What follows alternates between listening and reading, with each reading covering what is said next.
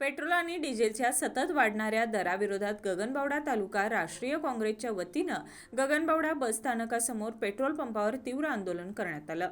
केंद्र सरकारच्या निषेधार्थ काँग्रेस पदाधिकारी आणि कार्यकर्त्यांनी जोरदार घोषणाबाजी करत परिसर दणाणून सोडला. खासदार श्रीमंत छत्रपती शाहू महाराज आणि आमदार सतेज पाटील यांच्या नेतृत्वाखाली मुख्य चौकातून आंदोलनाला सुरुवात करण्यात आली. सायंकाळी 4 ते 5 या वेळेत पेट्रोल पंपावर आंदोलन पार पडलं. यावेळी गोकुळचे संचालक बयाजी शेळके यांनी केंद्र सरकारच्या धोरणावर टीका करत इंधन दरवाढीमुळे सर्वसामान्य नागरिक, कष्टकरी आणि शेतकरी आर्थिक संकटात सापडल्याचं सांगितलं. महागाईमुळे जनतेचे जगणे कठीण झाले असून इंधनाचे दर कमी होईपर्यंत काँग्रेसचा लढा सुरू राहील असा इशाराही त्यांनी दिला.